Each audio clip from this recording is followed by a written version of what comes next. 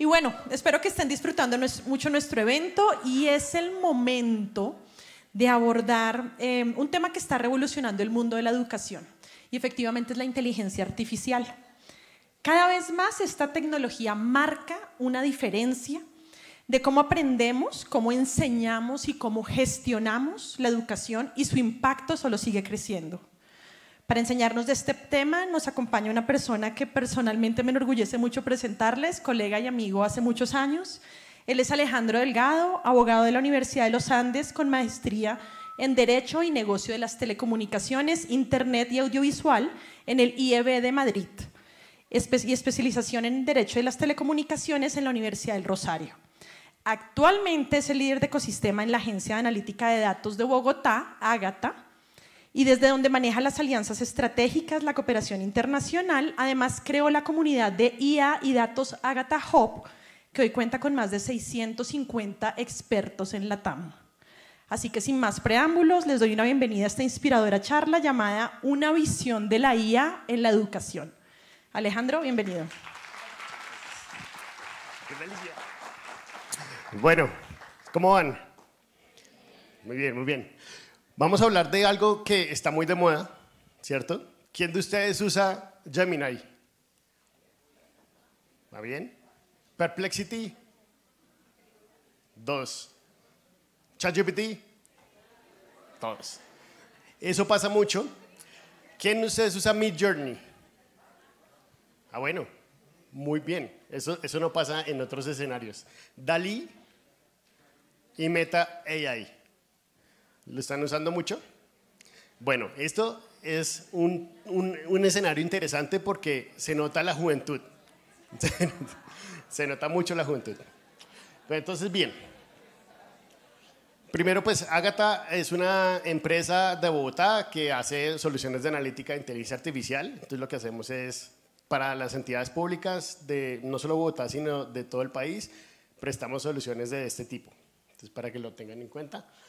Pero lo más importante es que estamos viviendo una gran revolución, ¿cierto? Estamos viviendo una gran revolución que uno pensaría que es de hace cuántos años. ¿Cuánto creen que dura esta revolución de inteligencia artificial? ¿Cuánto lleva? Más o menos, ¿no? ¿Cuánto? 6 años. ¿Quién da más? 12. 20. Desde 1950 está esto. Entonces, un mensaje es que esto lleva mucho tiempo y otro mensaje es que las tecnologías, las tendencias digitales llevan mucho tiempo y van acumulándose. Entonces, esa acumulación de capital y de conocimiento es lo que genera que ahora tengamos todo lo que tenemos en este momento. Y eso va a seguir exponencialmente creciendo. Entonces, lo que estamos viviendo hoy es apenas el comienzo de lo que viene en los próximos 10 años. Y eso se va a acelerar mucho, mucho, mucho más. ¿Se acuerdan de los semiconductores? Que Silicon Valley, ¿les suena? Empezó en los 60s con estas empresas. Por eso se llama Silicon Valley, porque la silicona era la base de hacer estos semiconductores con estas empresas. De ahí surgió Silicon Valley. Ya después se volvió más tecnológica y ahora vemos todo lo que estamos viviendo. Pero empezaron en los 60s, acumulando conocimiento y muchas tecnologías. Los sistemas de información, las redes, Internet, claramente. No sé si alguno vivió la época inicial de Internet, pero pues fue muy interesante. Las apps, el móvil, el mundo de las aplicaciones. Y ahora estamos viviendo esta revolución, que es una revolución que tiene muchos años. Lo que pasa es que hubo unos pequeños cambios y unos grandes jalonadores de esta revolución. Pero entonces uno llega, bueno, inteligencia artificial. ¿Qué es ser inteligente? Un ser inteligente, el humano, es inteligente cuando tiene estas características, entre otras. Pero estas son principalmente las características que nos hacen ser inteligentes. Entonces, uno es empático, tiene memoria, mucha memoria. ¿Alguien vio ChatGPT 4o, el video? Eso es una de las características más interesantes recientes de los chats, que tiene memoria también. Entonces uno con el ChatGPT 4o, uno con el celular puede pasar por acá, ven esa botellita de agua, Uno puede pasar por acá, vuelve otra vez acá con el celular y le puede preguntar ¿qué vio en la mesa? Y le responde, una botella de agua. Memoria, ya tiene memoria. Entender ironía, aprende claramente. Abstrae o generaliza. Y el lenguaje. El lenguaje es la base de muchos temas que vamos a entrar a profundidad. Entonces lo que hace la inteligencia artificial es asemejar esas tareas, eso que nos hace cada vez más inteligentes a los humanos, está emparejando esas tareas, el sistema de información. Entre más se acerque a esas habilidades, ese sistema de información con esas habilidades, estamos llegando a un punto en que la inteligencia artificial va a estar muy cercana a nuestras capacidades. ¿Listo? Y esas capacidades, por ahora, está aumentando nuestras habilidades. Vamos a ver si las va a reemplazar en un futuro. Eso es una de las grandes discusiones. ¿Y por qué? ¿Qué está pasando? Que todas esas características que hablamos, en efecto, la inteligencia artificial está llegando a un punto en que cuando se haga este punto del toque de todas estas imágenes, va a llegar acá, esto se llama inteligencia artificial general. Y ahí es cuando la mayoría de las tareas del ser humano van a ser equiparables con el sistema. Entonces ahí vamos a llegar a un punto en que el ser humano y la máquina van a hacer cosas muy parecidas. ¿Listo? ¿Y cuándo creen que va a pasar eso? ¿Estamos cerquita? Depende de quién lo diga. Entonces los tecnooptimistas, como Elon Musk, ¿conocen a Elon Musk? Los tecnooptimistas como él dicen que va a ser muy, muy pronto, pero él siempre dice que es muy pronto todo. Entonces, el carro autónomo full, desde hace 15 años, dice que es mañana. Pero igual, pues lo hace, ¿no? Igual sí hace las cosas. Se demora un poquito, o sea, no le pega la fecha, pero lo hace. Y él dice que en 2, 3 años ya tendremos esto. Hay otros menos optimistas que dicen en 6, 8 años. Y los negacionistas pues dicen que eso no va a pasar. ¿Listo? Pero pues tengan en cuenta que eso ya es un gran proceso y muy rápido. Muy, muy rápido. Entonces uno dice, bueno, pero entonces, ¿cuál es la gran diferencia con otras tecnologías o otras tendencias? Una, blockchain. ¿Se acuerdan del blockchain hace 4 años? Estaba muy de moda, ¿cierto? Entonces hablaba todo el mundo de Bitcoin, de criptomonedas, de toda la tecnología. Otra tendencia importante era metaverso. Todo el mundo hablaba de metaverso hace 3 años. Entonces ahora, es más, Meta, o sea, antiguamente Facebook, cambió su nombre porque Mark Zuckerberg tenía en la mente puro metaverso. Lo que pasa es que fue muy inteligente y cambió su negocio y ahora estamos hablando de inteligencia artificial todas. ¿Listo? Y esto cambia muchas cosas. ¿Por qué es diferente esta tendencia a otras? O sea, ¿por qué la inteligencia artificial no es como un metaverso? Uno, porque es la primera vez en toda la historia que la máquina crea cosas. No la usamos como una herramienta pura y dura, sino que está creando cosas nuevas. Y eso no pasaba antes. Con ninguna otra tecnología ha pasado. Y es un gran cambio, porque entonces ahora va a crear. Y después va a crear entre ellas, entre las máquinas. Eso también es otro paso más allá. Entonces, estas son grandes capacidades que la inteligencia artificial tiene, que otras tendencias no tenían. Entonces, es una gran diferencia. Y además, hubo un golpe. ¿Qué pasó en esa fecha?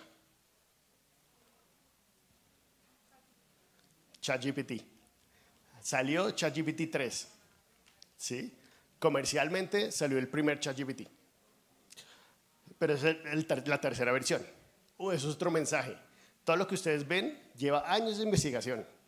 Lleva mucho tiempo. Entonces, eso es de un proceso largo, largo, largo. Y este cambió todo, porque es la primera vez que la inteligencia artificial se volvió de consumo masivo. Es decir, que ustedes todos la pueden usar. ¿Quién ha usado ChatGPT?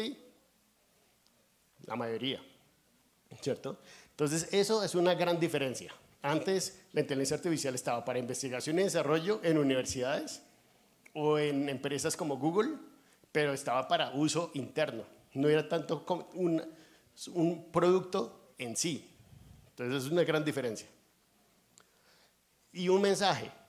No se queden con que la inteligencia artificial es inteligencia artificial generativa. Es un pedacito de todo el mundo de inteligencia artificial.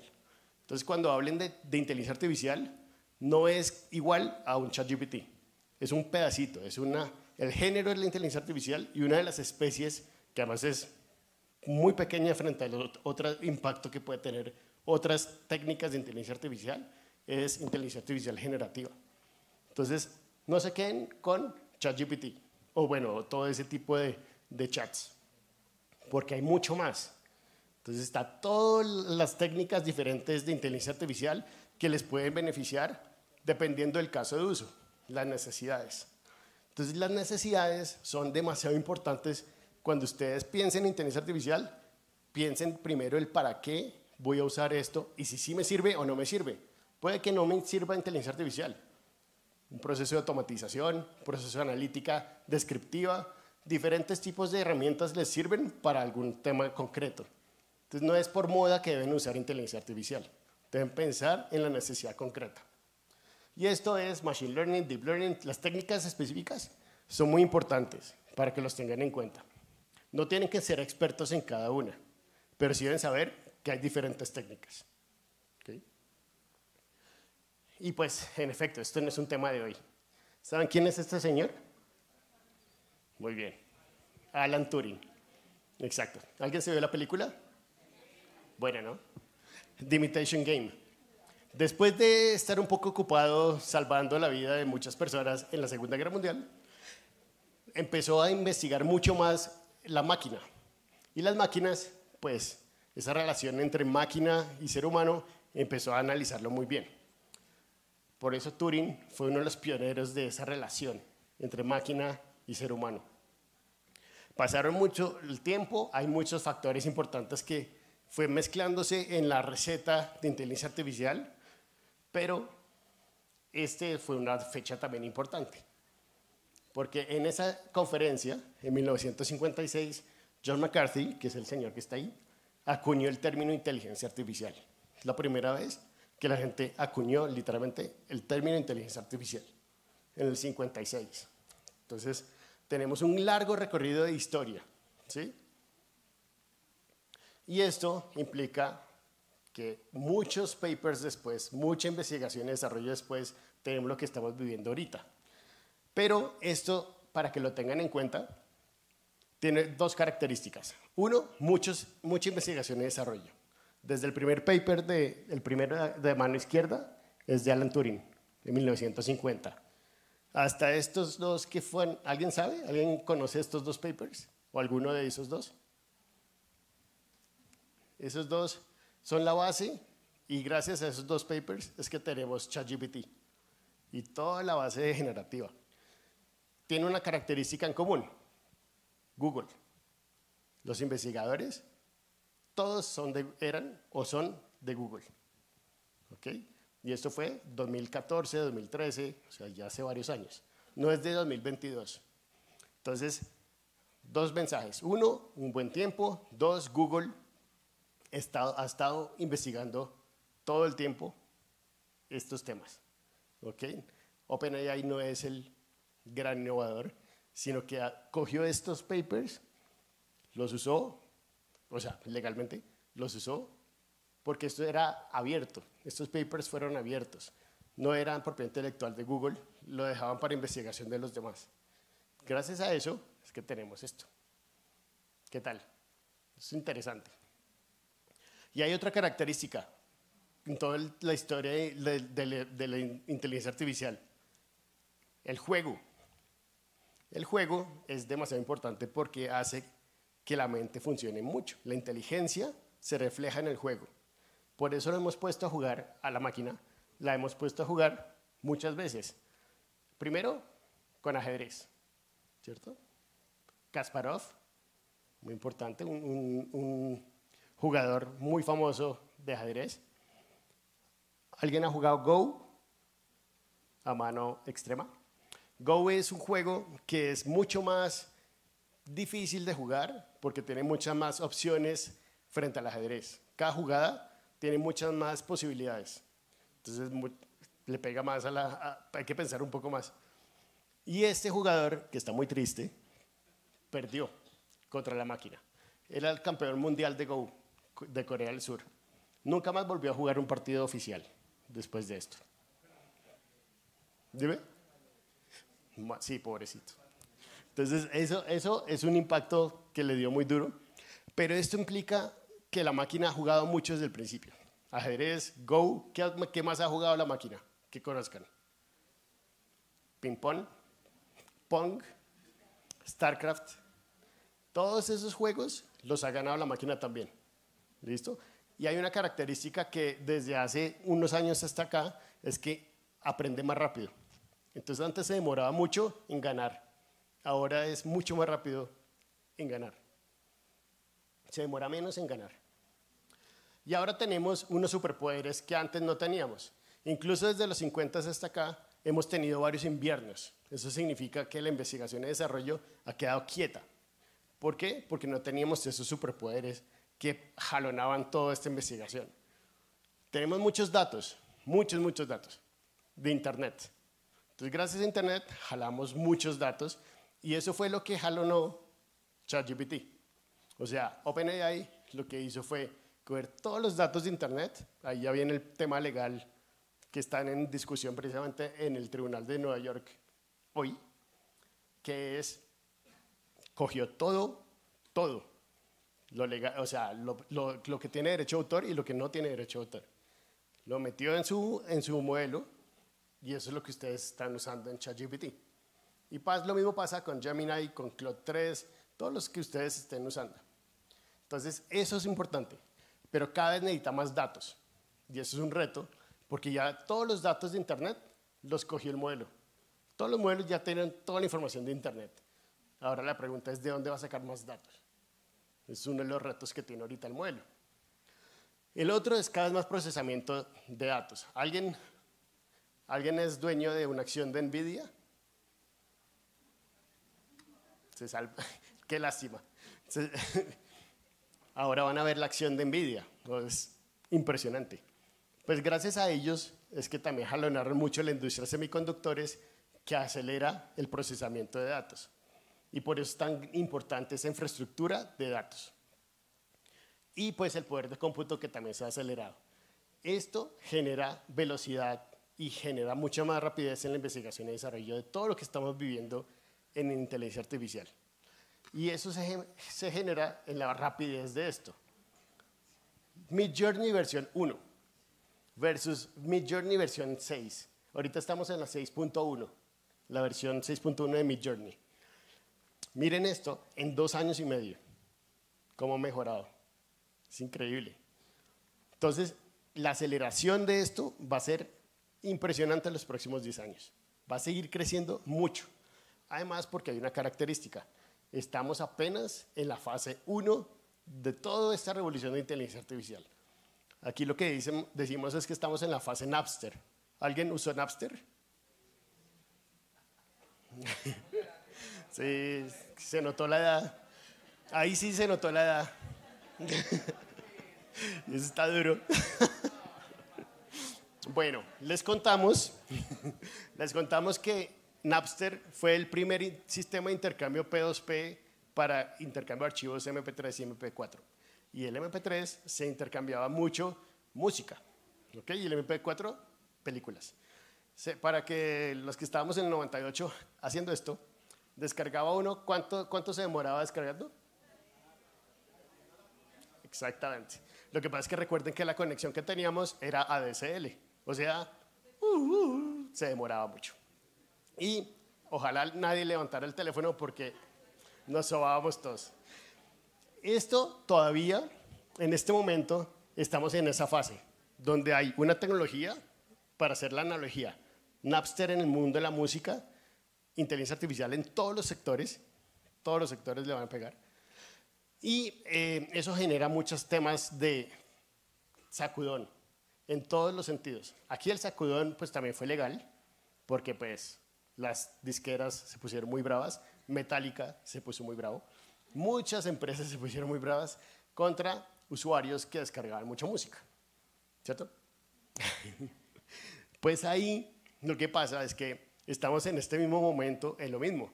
Hay muchas demandas contra OpenAI, contra Microsoft, contra Google por todo esto, porque está sacudiendo muchas cosas. Y va a seguir, porque estamos apenas en la fase inicial. Si quieren una analogía adicional, es como si tuvieran esto. Estábamos en el 2022 en la fase 1 del iPhone, cuando nació el iPhone. Ayer ¿qué versión sacaron? ¿Qué tal? La versión 1, estamos en 2022, es nuestro 2007 smartphones. 2008, estamos ahorita en el 2008 esto por el tema de proliferación de herramientas. Hay muchas herramientas, cada semana hay una nueva herramienta mínimo. Entonces, eso es un boom de aplicaciones en la época del 2008. Y vamos a ver si quienes llegan a la 2010 del mundo de la analogía, quiénes son los grandes jugadores. ¿Ustedes se acuerdan al principio que ustedes descargaban muchas aplicaciones? ¿Sí? ¿Y con cuántas se quedaban? Muy poquitas. Eso va a pasar igualitico en el mundo de inteligencia artificial. Vamos a ver quiénes van a ser los grandes ganadores. Y pues vamos a ver quién va a ser el ganador. Probablemente sea alguno de estos. ¿Por qué? Porque estos son los que están invirtiendo billones de dólares en este mundo de inteligencia artificial. Y todo empezó, la guerra de esto empezó en el 2022 comercialmente, pero internamente había un jugador muy importante que ya vimos quién era. Exactamente, Google. Entonces, Google iba en la parada, iba tomando la delantera. De repente, sale un OpenAI que dice, momento, Microsoft está muy desactualizado. Tengo que aliarme con alguien para combatir contra Google. ¿Y qué hago? Una alianza con OpenAI. Ahí le metieron 10 billones de dólares. ¿Por qué? Porque Microsoft tenía algo que la inteligencia artificial necesita mucho, y es infraestructura. En el caso concreto, nube, ¿no? Entonces, por eso le servía mucho Azure, pues, la nube de Microsoft. Por eso es una alianza muy natural. Entonces, llegaron a esa alianza, se juntaron. Entonces, ahora tenemos dos jugadores, Google contra Microsoft / OpenAI. ¿Listo? Y uno dice, bueno, ¿y qué pasa con otros jugadores? Meta, lo que hablamos. El señor Mark Zuckerberg estaba embalado con Meta, con el metaverso. De repente ve esto y dice, me toca meterme al juego. Quedo chao si no hago nada. Pero jugó un juego diferente. Se metió en open source, que no es el mismo juego de los demás. Y por eso creó Llama. Entonces, ¿qué versión tenemos ahorita? Llama 3, exactamente. Entonces, eso es lo interesante, para que vean que unos juegan diferente juego, pero todos en la misma canasta de la pelea. Amazon ha jugado el mundo de inteligencia artificial desde el inicio, pero para sus productos internos, sus procesos internos, no un producto como ChatGPT. Eso, pero pues ahora aceleró todo y se alió con Anthropic, que es el de Claude 3. ¿Alguien ha usado Claude 3? ¿Recomendación? Descárguenlo también. Bueno, un tema ahí de tip para que ustedes lo usen. Siempre que hagan investigación o que hagan cosas con generativa, usen varias, no se queden con una. Entonces usen Claude 3, ChatGPT, Gemini, Copilot, lo que quieran, pero usen varias y mézclenlas. ¿Listo? Grok, ¿saben de quién es este? Elon Musk. Entonces, Elon Musk iba jugando esto mucho. Si alguien se lee la biografía que se les recomiendo de Elon Musk, dice, yo siempre he estado asustado del poder que tiene Google, porque como era el único antes en investigación, él era muy amigo de uno de los cofundadores de Google. Pelearon en parte por la discusión del futuro de inteligencia artificial. Es una cosa muy loca. Por eso creó con un amigo, ahora ex amigo, ¿quién? Sam Altman. Crearon OpenAI. Elon Musk metió la plata inicial de la fundación. Pero era fundación, no era con ánimo de lucro. Es una gran diferencia. ¿Qué pasa? Sam Altman dijo, yo necesito plata, necesitamos operar. Infraestructura cuesta mucha plata. Y pues ahí hubo la diferencia. Entonces dijo Elon Musk, si esto es o sea, de negocio, yo me voy de acá. Y se fue y retiró su plática. Entonces Sam Altman quedó muy triste y dijo, miércoles, ¿y ahora qué hago? Pues me toca conseguir quien me financie. Aceleró la alianza con Microsoft. Es un resumen ejecutivo de la historia. Entonces, chisme inteligencia artificial. Otra cosa que pasó esta semana de Apple. Pues ayer. ¿Vieron lo de Apple Intelligence ayer? Entonces, eso también está pasando. Pero jugadores así hay muchos. Esta foto, ¿saben qué son estas gafas? Son las gafas de Meta AI con Ray-Ban. Entonces, si ustedes hacen así, toman la foto. Si ustedes le preguntan algo, Meta AI ya está incorporado. Aquí uno puede ver perfecto. Y uno le puede decir cosas, le pregunta cosas en tiempo real y le responde. Pueden hablar por WhatsApp, o sea, oír los mensajes de WhatsApp, escribir mensajes de WhatsApp, está conectado con Spotify, todo. ¿Listo? ¿Cuánto cuesta esto? $300. Frente el Apple Vision Pro, que cuesta más de $1,000. Entonces es una gran diferencia. El Apple Vision Pro es un casco. Esto pues es diferente, en realidad aumentada. Pero es impresionante y funciona muy bien, a un buen precio. ¿De quién es esta acción? Nvidia. ¿Qué Nvidia? Miren esto. Ahí ha tenido un pequeño bajón, pero es importante tenerlo en cuenta. No se queden solo con Europa o Estados Unidos. Entonces, Nvidia, pues claramente un gran jugador, pero también hay otros que tienen que tener en cuenta para el juego. Palantir, la acción se dobló, ayer anunciaron también, en un año, o sea, este año dobló 100%, o sea, multiplicó su acción 100%. ¿Saben qué es Palantir? Es una empresa de analítica de datos muy enfocada al sector defensa. O sea, estaba en la guerra de Ucrania, está en todas partes. Pero ahora está expandiendo y ahora es un monstruo. Entonces, para que miren esto. Mistral, ¿de dónde es Mistral? Europa. Entonces, es uno de los pocos jugadores que tiene Europa. Y ahí analizamos el tema de Europa. ¿Por qué? Porque la regulación a veces puede coartar la innovación o puede generar diferentes temas. La ley de inteligencia artificial de Europa tiene muchas obligaciones y por eso muchas empresas prefieren quedarse en Estados Unidos. Meta está analizando eso, por ejemplo, por las obligaciones de la nueva ley de inteligencia artificial de Europa. Y no se queden solo con esos jugadores. Miren siempre Occidente, o sea, siempre. Miren Baidu, SenseTime, Alibaba. Nunca dejen de mirar esos grandes referentes de inteligencia artificial en Asia, porque están volando también.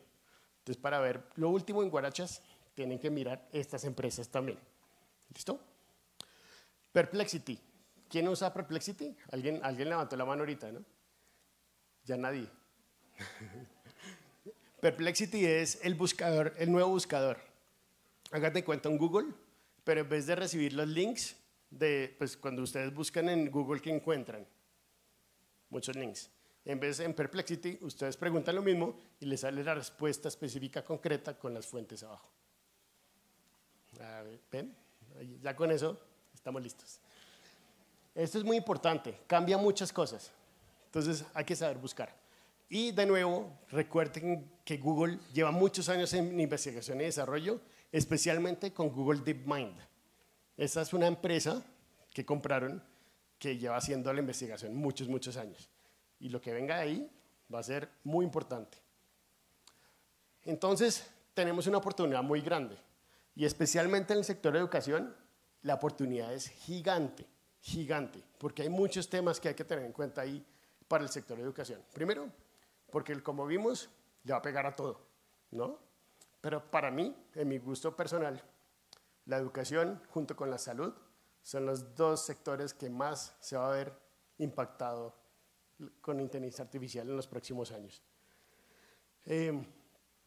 Porque igual tienen que moverse. Si uno estuviera en un psicólogo, es como si uno entra al psicólogo 1 hora y media después sale y cambió el mundo. Eso está pasando con inteligencia artificial, está acelerándose mucho. Entonces deben leer mucho, entonces deben capacitarse mucho en estos temas permanentemente. No tienen que ser técnicos, pero tienen que saber estos temas. ¿Qué está cambiando? Y, de nuevo, no todo debe ser inteligencia artificial. Entonces, por moda, ¿quiero un ChatGPT? No. Depende de la necesidad, puede ser automatización, analítica, inteligencia artificial u otra cosa. Pero tienen que mirar muy bien el caso de uso concreto. Y pues el impacto específico de inteligencia artificial en la educación puede reflejarse en estos casos. Uno, pues tutores virtuales y asistentes de estudio, caso Khan Academy. ¿Alguien conoce Khan Academy? Khan Academy está haciendo un chatbot tutor 24/7 hiperpersonalizado. Entonces, este tipo de herramientas va a haber muchos en el futuro. Duolingo, ¿alguien conoce Duolingo? Duolingo va a crear ese tipo de cosas también. Está creándolo ya. Entonces, mezclado con gamificación, es una gran posibilidad. Avatares multilingües, ahí hay un tema impresionante. Lo vimos con ChatGPT 4 también, y es la traducción simultánea. O sea, pero ya es instantánea, ¿no? Entonces, nosotros hablamos, digamos, estamos hablando en chino, tú en chino y yo en japonés. Un ejemplo.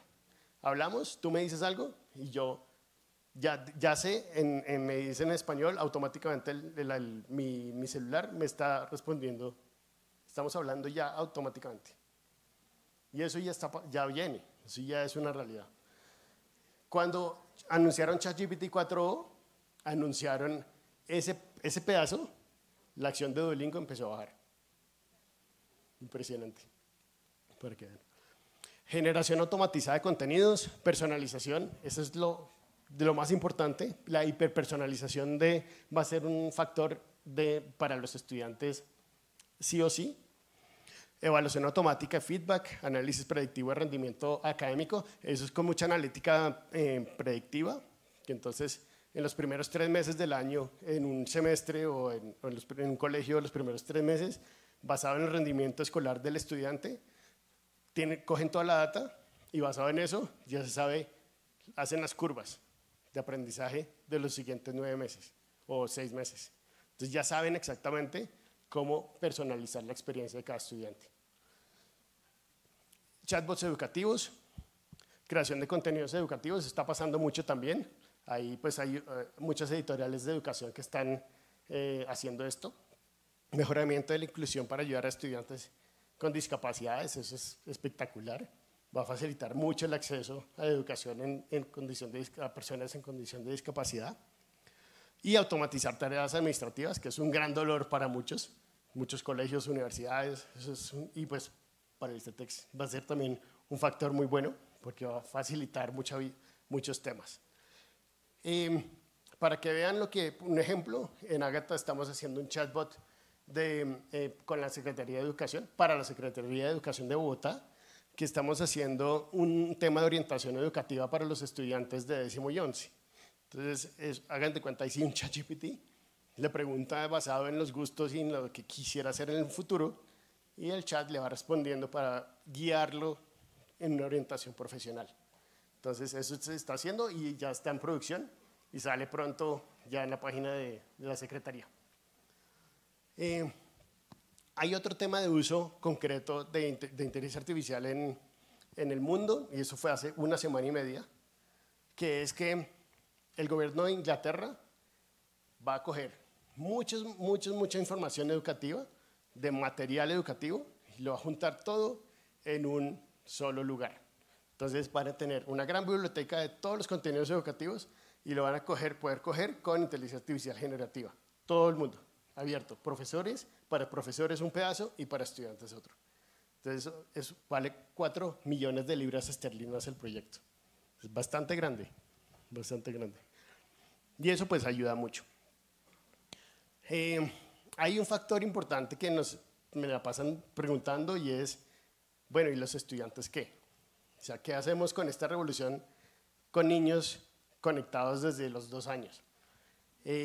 Pues hice una investigación y de investigación académica, o sea, de papers académicos, no de yo creo que, sino son papers académicos.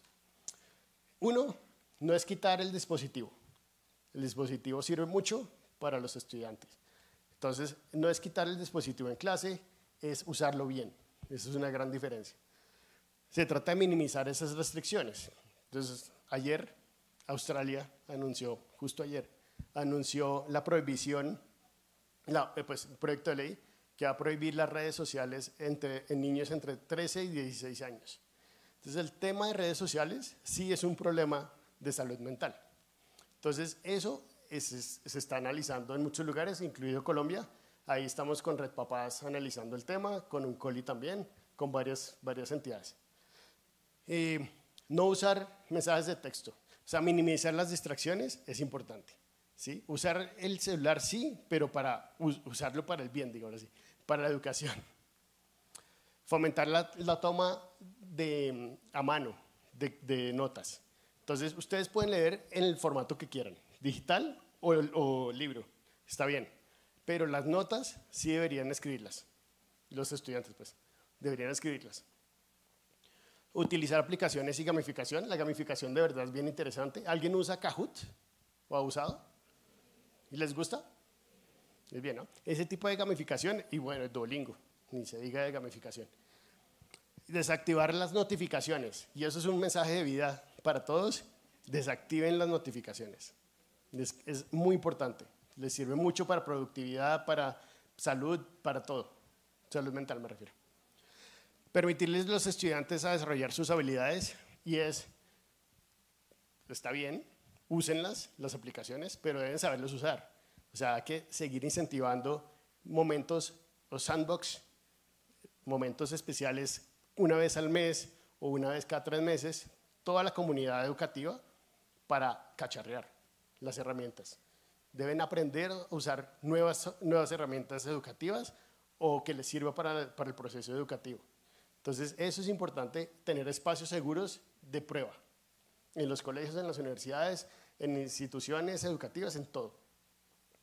Fomentar discusiones y actividades grupales en clase. Y eso es un tema de la clase, ¿qué hace uno en una clase? Antes, pues uno hacía una cosa muy diferente, pero con toda la tecnología que viene, pues ya va a tocar cambiar el concepto de clase. Y muchas de las cosas que todavía falta por generar es esto, discusiones y actividades en clase, porque el pensamiento crítico es lo que más necesitamos fomentar en este momento. Entonces, eso es importante. La clave radica en educar a los jóvenes sobre el uso adecuado. De nuevo, aprendan, enséñenle a los niños y a los estudiantes a generar hábitos saludables de uso responsable de Internet y de tecnología, como las tecnologías que hemos hablado. Establecer expectativas claras para el uso de dispositivos en el aula. Eso en Francia hicieron una encuesta, hace como 6 meses, que decía eso. Pero es que nunca me dicen qué puedo y qué no puedo hacer. O sea, los estudiantes deben tener claro qué pueden y qué no pueden hacer en el aula de clase, que muchas veces no se les cuenta. Integrar las tecnologías de manera efectiva en el proceso y monitorear y evaluar. Aprovechar las tecnologías para el monitoreo de todo lo que se está haciendo en el proceso educativo. Entonces, eso. Entonces, todos los roles cambian. El estudiante, la clase per se, los profesores, las universidades, todos debemos cambiar un poquito para cambiar en el marco de esta nueva tecnología. Y esto es que los profesores son claves. No es que se van a estar reemplazados por un robot humanoide en 10 años, que los va a ver. O sea, primero va a haber un robot humanoide en 10 años. Eso sí los va a ver. Tutores, 24/7, los va a ver. Pero el profesor va a existir, pero se tiene que amañar o mejorar su pensamiento hacia esto. Guiar, inspirar y apoyar al estudiante. Enfocarse a aspectos más complejos y creativos de la enseñanza. Y de nuevo, más trabajos grupales, más pensamiento crítico. Hagan pensar al estudiante. Ya mandarlo a hacer un paper, pues lo hacen en 1 minuto con ChatGPT.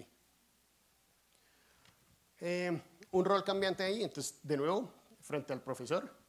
Entonces, fomentar el debate y la discusión, diseñar indicaciones detalladas, pero eso, muy bonito, pero pues primero debo saber yo como profesor, enseñarle a promptear.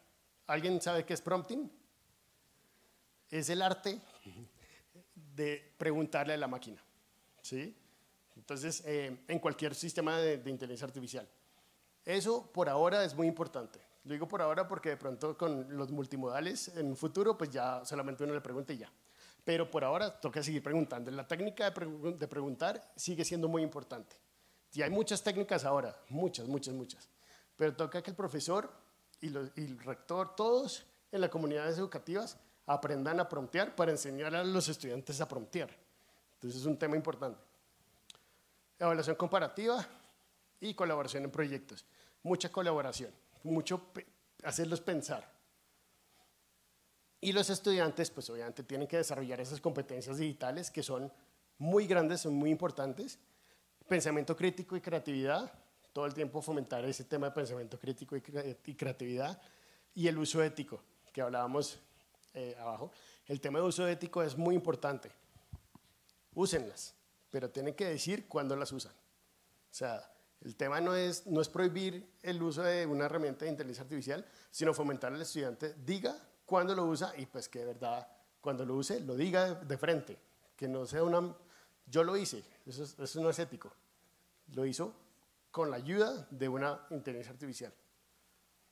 Entonces el rol de clase pues cambia totalmente y eso significa las experiencias, es más experiencial el salón de clase hace 5 o 10 años. En las universidades pues tenemos un rol muy importante porque ya es un rol de analizar el futuro de la inteligencia artificial a nivel social, de investigar y desarrollar muchos temas, pero con que sea cada vez más junto con el sector privado. Entonces no puede seguir desconectándose tanto la academia con el sector privado, sino que trabajar juntos para mirar qué habilidades digitales necesito para los próximos 5 años, porque esto también va a cambiar cada 5 años. Entonces toca acelerar ese ciclo de hablarse entre privado y academia. Lifelong Learning y las microcertificaciones básicas. Se tiene que montar al bus.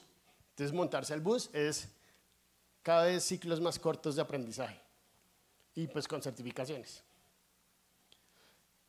Competencias de inteligencia artificial, regulación, deben fomentar, pues participar en los espacios los espacios de regulación y ética en Colombia. Entonces, para que sepan, hay más de 10 proyectos de ley de inteligencia artificial en el Congreso. Está el COMPES de inteligencia artificial en este momento con el DNP haciéndose ese COMPES en Colombia. Ya el borrador se publicó y ya mucha gente comentó. Espero que muchas universidades y muchas instituciones educativas hayan leído el COMPES y hayan mandado comentarios.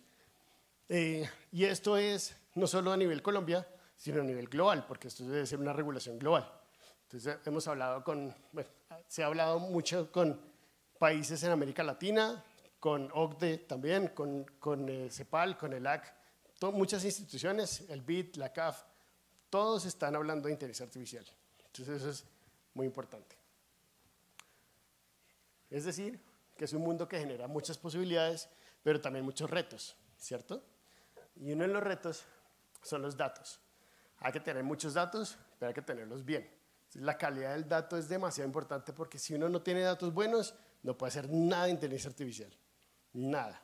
Entonces, entra basura, sale basura. Entra algo bueno, puede salir algo bueno. ¿Listo? Datos. Muy importante la calidad del dato y la seguridad del dato. Entonces, cultura del dato. Un reto importantísimo ya como país y como ustedes para democratizar el uso de inteligencia artificial. Tenemos que hacer lo imposible para que todos puedan tener acceso a estas maravillas tecnológicas, porque de pronto la brecha se puede aumentar. Y esa brecha no es solo entre países, sino también entre ciudades, de género. Cada vez está, tristemente, el tema de género, las mujeres no se están capacitando a la misma velocidad. Entonces eso tenemos que cerrarlo.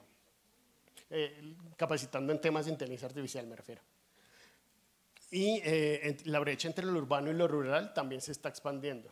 Entonces eso también tenemos que cerrarlo. ¿Cómo lograr un buen uso? El tema del buen uso implica muchos retos porque pues están estafando. ¿Alguien conoce deepfakes? Entonces, que es que, por ejemplo, una foto de una persona, pero pues la usan o la personifican en una llamada, en un video, y pues puede ser en ocasiones, en un momento, pues, un poco tenaz. Entonces, ese tipo de cosas genera estafas también. Entonces, ya han personificado, por ejemplo, para que se den una idea, han personificado CFOs, o sea, vicepresidentes financieros, en llamada, autorizando pagos. Entonces, ese tipo de cosas están pasando. Entonces, hay que saber, hay que implementar también buenas prácticas, combatir el deepfake. Cada vez va a ser más difícil diferenciar lo real de lo no real, pero pues para eso viene la regulación. Hay unas estrategias ahí que vienen de marca blanca para las fotos o videos. Se está mirando varias formas para tratar de regular ese tipo de deepfakes. El talento, pues bueno, ustedes lo ven todo el tiempo, necesitamos fomentar, y gracias a ustedes Colombia genera un talento muy importante, y es muy importante que ese talento sepa esto, diferenciar lo malo, el contenido falso, diferenciar lo real por lo creado por inteligencia artificial, el tema de datos, y que aprendan permanentemente. Ya no es suficiente una especialización, un pregrado, una especialización, toca permanentemente aprender. Esto salió ayer, por eso gracias por la paciencia, porque actualicé la presentación con esto, porque esto salió el Global Skills Report 2024 de Coursera ayer. Entonces, aquí salimos de 29. Estos son Coursera. ¿Alguien ha hecho algo con Coursera? Bueno, exacto. Entonces, esos cursos cortos, pues, permiten aprender bastantes cosas. Lo que nos dice es que Colombia no está tan mal. Ese es uno de los grandes que adoptan muy bien el tema de Coursera. Y, perdón, tome la foto. Ahí. Entonces, vamos a diferenciar tres cosas. La TAM y Colombia, para que vean cómo cambia un poquito. Entonces, en América Latina como un todo, ¿sí? Aquí tenemos las principales habilidades que uno aprende en América Latina con Coursera. Entonces, estos son importantes. Ahí ven cultura, pero miren cálculo, adaptabilidad, lenguajes de programación, people analysis, C programming. Esto es interesante, pero miren cómo cambia en Colombia. Cultura, negociación, cálculo, C programming, no cambia. Eso es algo bueno, porque están metiéndole mucho programación. Y el que más está creciendo, gracias a todo el tema de generativa, creció 659% anual en Colombia. Entonces la gente está aprendiendo este tipo de cosas, que es algo muy bueno porque necesitamos todos aprender. Entonces es una buena cosa. Para que sepan que no estamos tan mal en ese tipo de capacidades. O estamos aprendiendo a aprender. Entonces ven esto. Necesitamos aprender no solo el tema de inteligencia artificial generativa, sino también tenemos que todas las habilidades blandas son igual de importantes. Entonces debemos fomentar este tipo de cosas. Es decir, usen muchas herramientas. Ya ahí, tomen la foto. Usen muchas herramientas, aprendan continuamente, usen comunicación, habilidades blandas permanentemente. Hay muchas herramientas, utilicen espacios seguros para aprender y debemos incentivar el uso para el bien, mitigar mucho los riesgos, que es un tema muy importante.